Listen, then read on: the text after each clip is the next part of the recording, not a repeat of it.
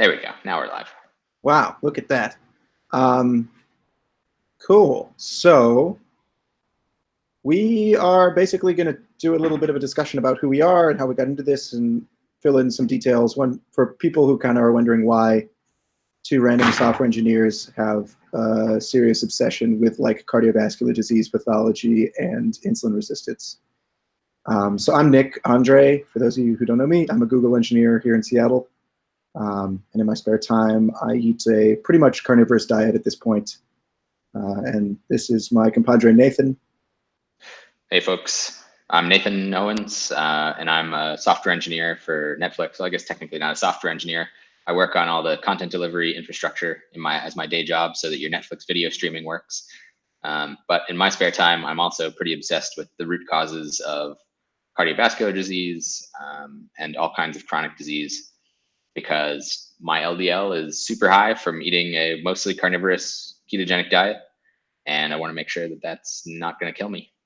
That would be nice. Yeah. So even though I also eat a carnivorous diet, Nathan has managed to be fully double my LDL. Mine seems to hover in the 230s to 240s, and you do better. Yeah, I've managed to max out the over 3,500 nanomole per liter assay for LDL particle count. And we were pretty convinced that like A plus B didn't equal C, like the direct LDL measurement didn't add along with the HDL to get the total cholesterol. Like you're outside of the range of the test sufficiently that it's not.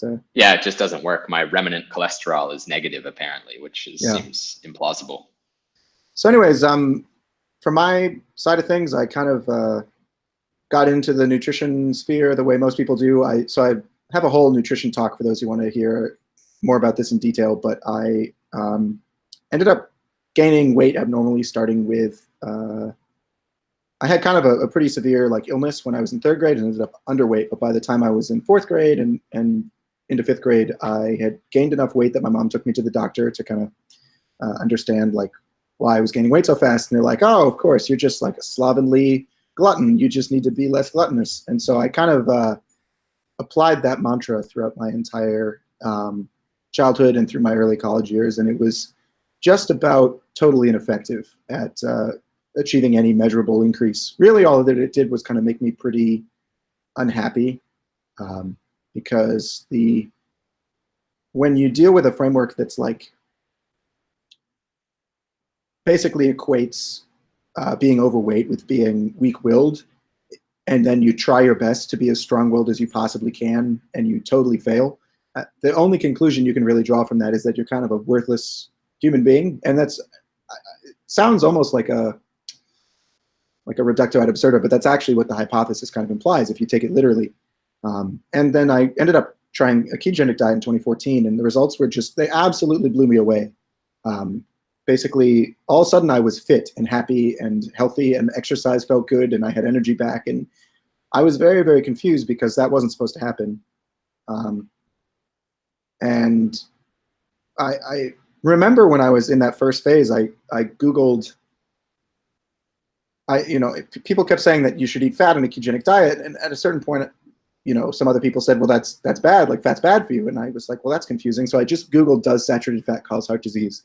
And that led me to the Wikipedia page, literally titled "The Controversy Over Whether or Not Saturated Fat Causes Heart Disease," at which point I started kind of scratching my head because I was like, the hell? Like, I thought that this was written in stone tablets descended on high, that this was a law of the land, yet somehow there's a Wikipedia page on the controversy, and it had a column of evidence that supports the hypothesis and evidence against it.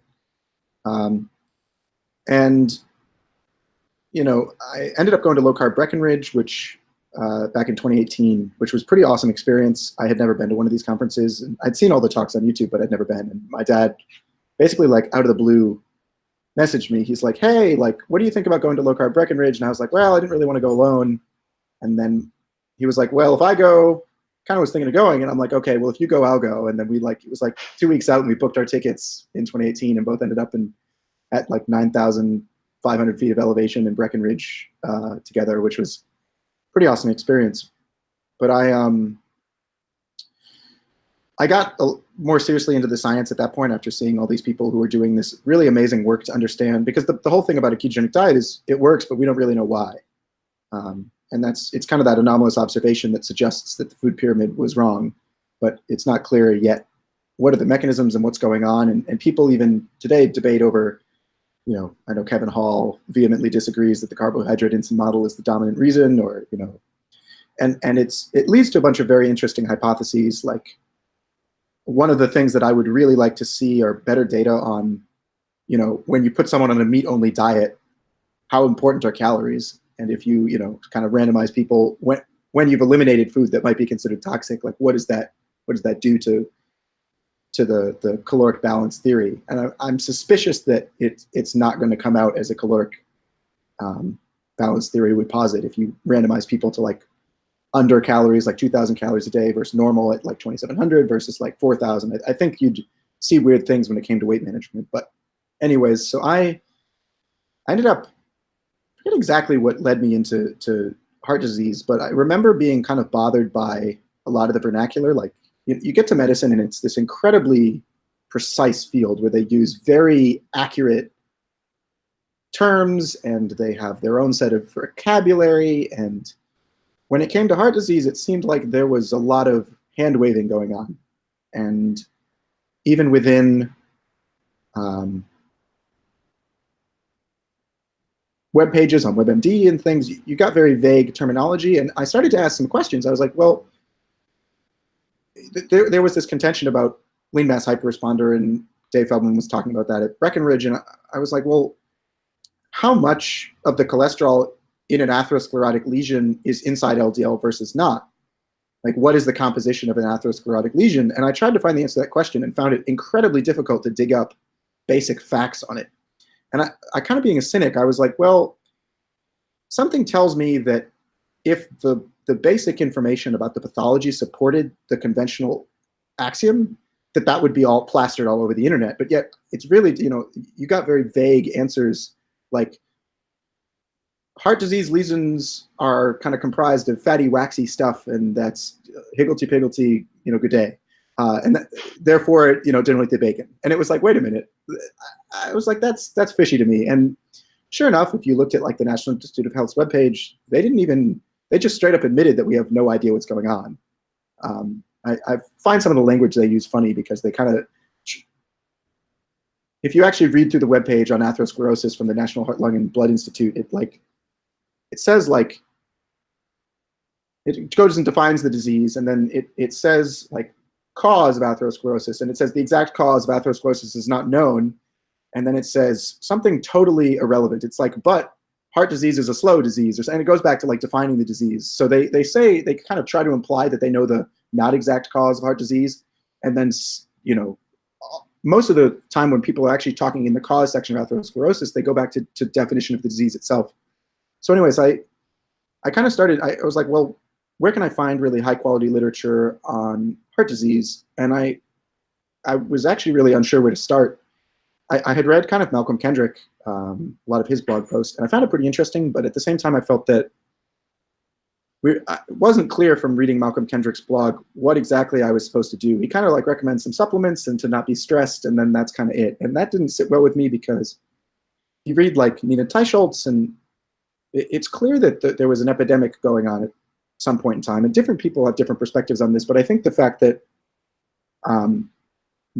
coronary thrombosis was not mentioned in popular textbooks in like the 1915 era is kind of telling in terms of the incidence rate. I think those things, you kind of have to pay attention to those, even though people will suggest otherwise. It's pretty clear that there were people who were senior age who were alive, and it was very rare to get angina or a lot of these diseases that seem to be extraordinarily common now.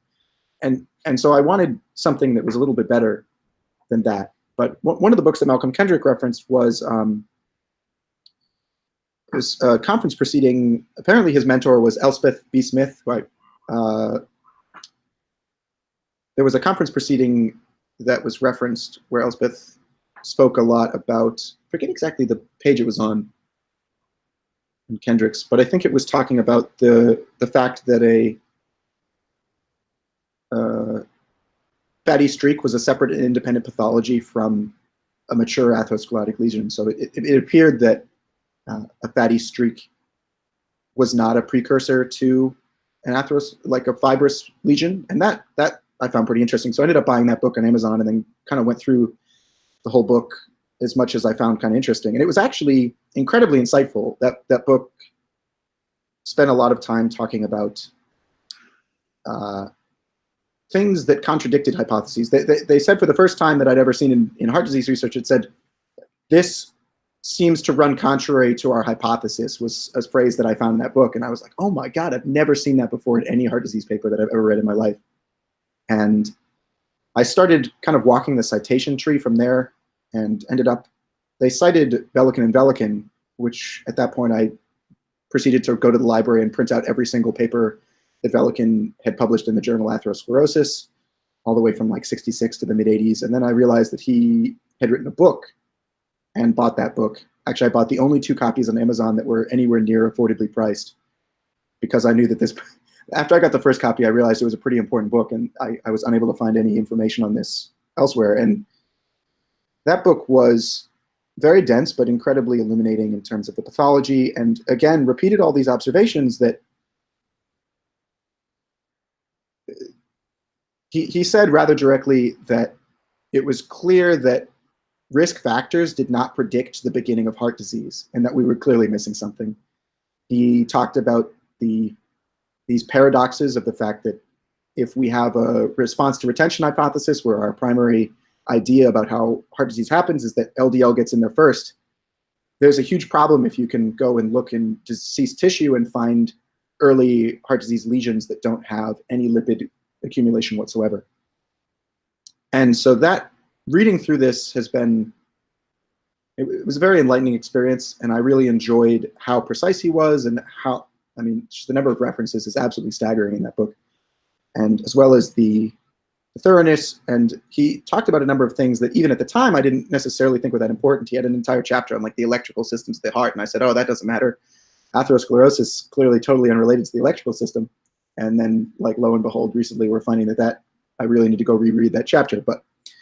And following this, I had started to see references, and talking with Chauvin at, it was Low Carb Denver, it was clear that we were missing something, and it was clear that she, I think, was the first person to posit to me the hypothesis that immune activation seems to be pretty key here, just because of black box model, and you see all the involvement of inflammation markers and whatever, and the fact that macrophages are all throughout atherosclerotic plaque, and lipoproteins seem to have immune association. And that's kind of as far as I got before I ended up meeting Nathan at Low Carb Seattle this past year. I guess it was in, what was that, March?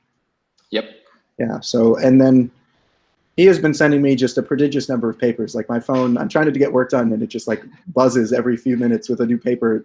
And I'm totally trying to get work done too. Yeah, I know. We all gotta balance the J jobs, you know. But so he's been pretty awesome at like helping me take that pathology and starting to relate it to a lot of other research, especially more modern stuff that we found, to unify it. Because through the pathology work that I found, we've found a series of these observations that we really want to be able to explain, and that they're simply like the existence of a lesion that doesn't have lipid accumulation and pre-exists other risk factors like hypertension and basically anything you can imagine.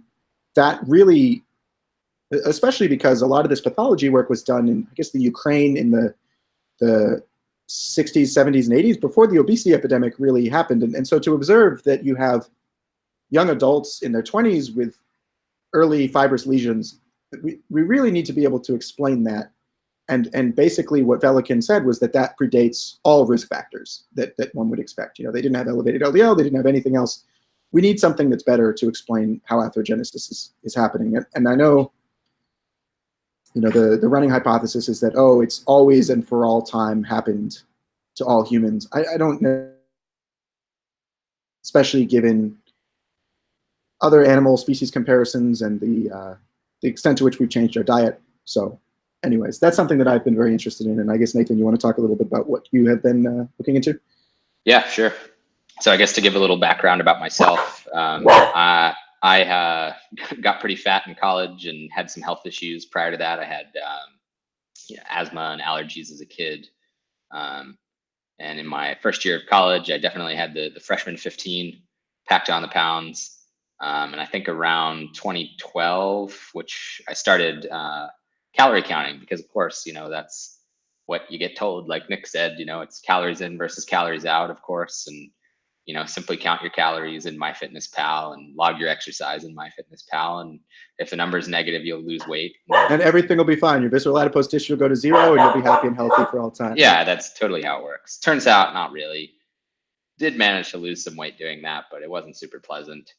Um, Kind of half-assed counted calories until I want to say 2017, 2018. And then at some point I heard about intermittent fasting, and I think at that point, actually, I was on a more or less all Soylent diet. I guess make fun of me for that as you will.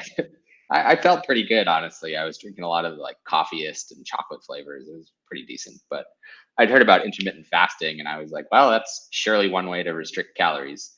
Um, so I ended up doing intermittent fasting for a while, along with like fasted cardio in the morning. I actually ended up losing a lot of weight doing that. And I think I was browsing Reddit or something on our nutrition, and I saw a post mentioning like, intermittent fasting. Maybe it was a paper, Flipping the Metabolic Switch. I think that was it. And it was talking about time restricted feeding and fasting and how that can end up putting you into ketosis. And I was like, oh, keto, I've heard that. That's a diet thing everybody's talking about. It's got to be bullshit, right? And since this was a scientific paper, it really piqued my interest. Like, oh, this ketosis thing. Keto means ketosis, and ketosis is actually like a biologic mechanism. So I started looking into that, and I went on YouTube and I watched literally every single possible lecture from all of the low carb conferences, pretty much every podcast that Dave Feldman and all those folks had done. I got my advanced lipid testing done. My cholesterol was through the roof, and that really just sent me down the rabbit hole of trying to figure out what the heck this meant and what I was going to do about it. And I felt pretty confident that there were holes in the existing research that were pointed out by folks like David Diamond, and Dave Feldman's energy model made a lot of sense, but there still weren't really any answers about what was actually causing the disease. And then I decided, since low carb Seattle was nearby, and it wasn't actually in Seattle, it was in Bellevue, which is kind of annoying, but luckily my roommate was out of town, so I got to borrow his car to drive to Bellevue. But go for the Accord. Yes, I did. So yeah, I ended up going there. I ran into Nick. He was like the only person my age there, and found out he was also a software engineer. And he started telling me very interesting things about pathology, and I knew he had a clue about what he was talking about. So we chatted quite a lot over some fogo de chao in Bellevue, and have been tag teaming this atherosclerosis research since then. And I think we've made a lot of good progress.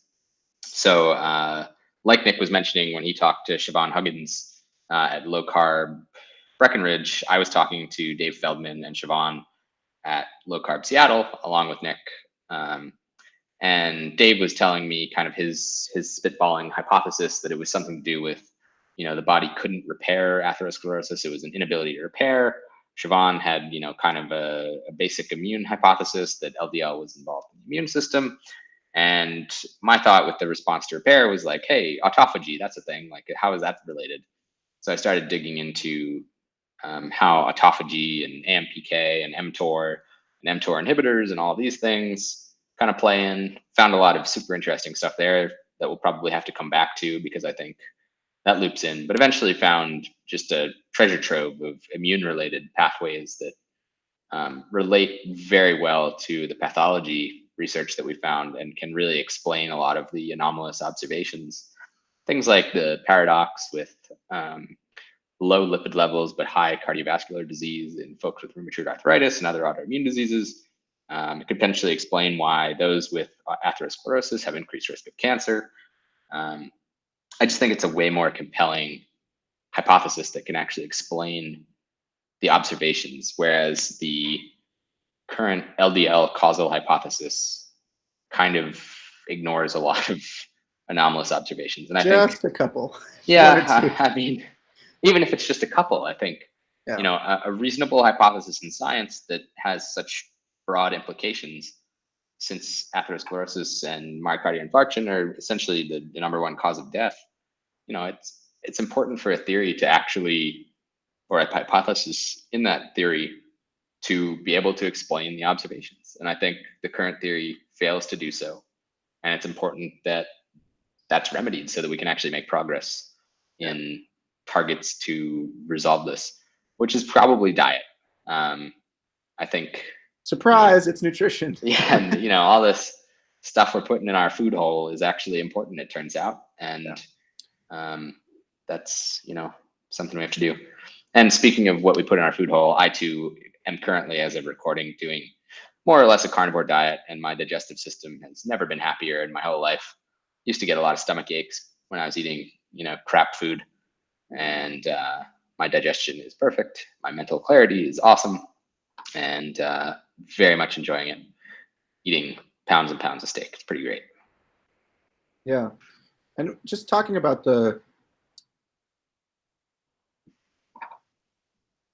one of the things that's bothered me about the LDL hypothesis as well is just the extraordinarily weak correlation.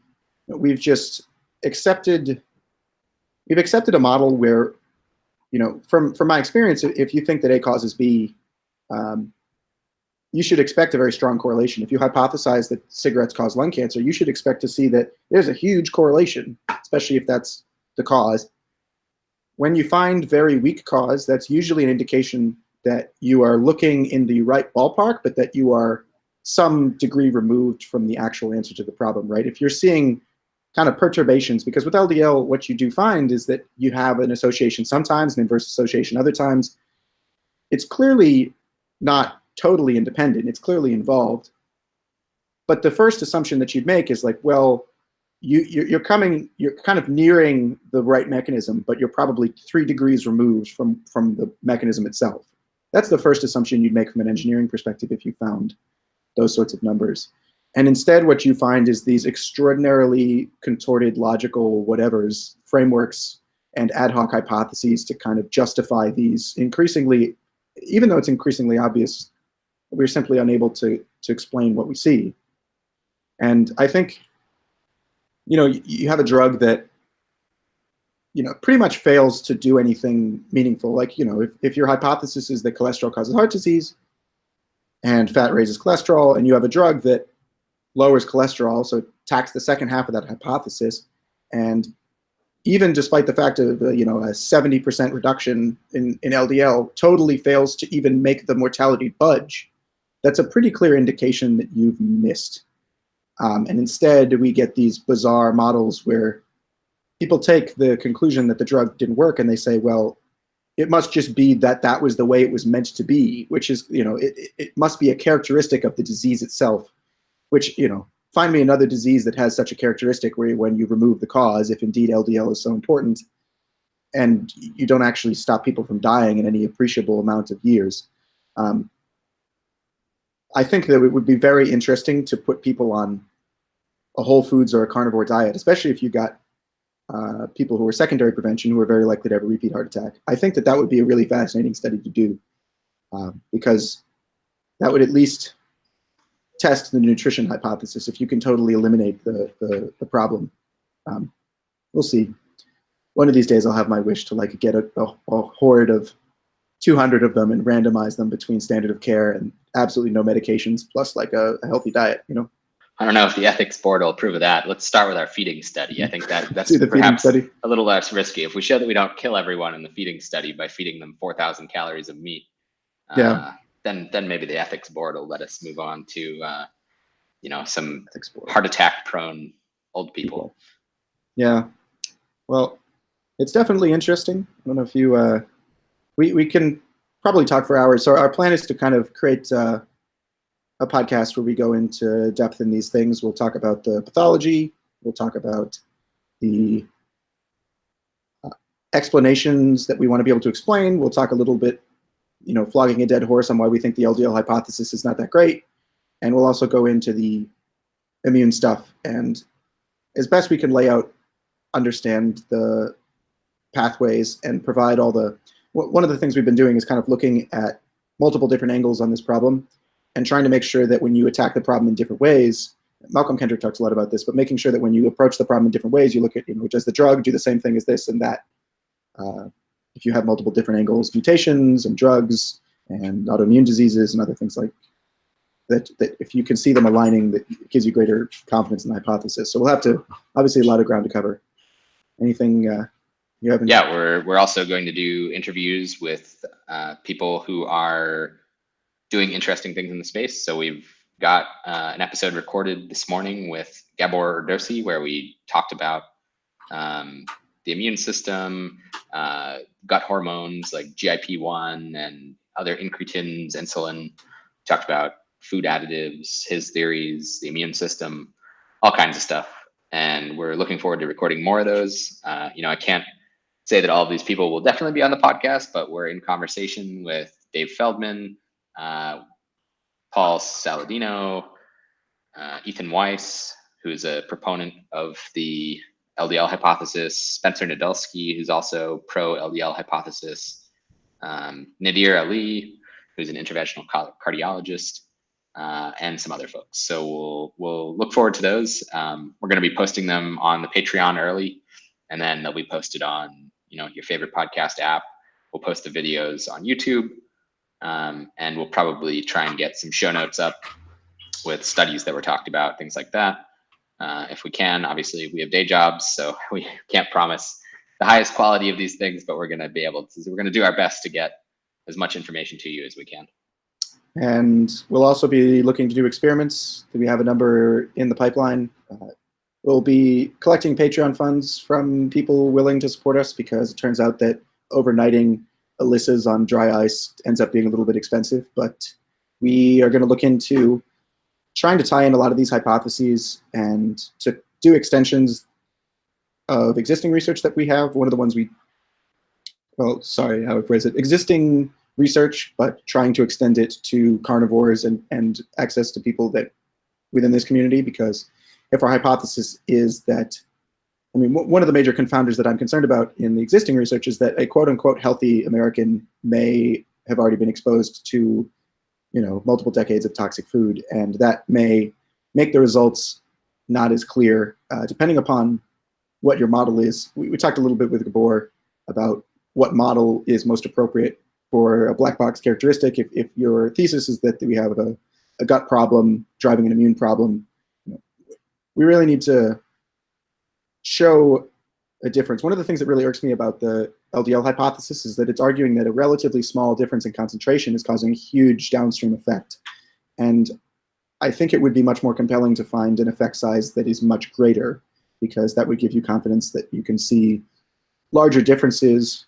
Because if you are arguing from a model perspective that a small difference, maybe a 20, 30, 40% difference in LDL is causing these problems, you have to have a substantial nonlinearity in the effect in order for a 130 versus 180 milligram cholesterol level to substantially drive problems.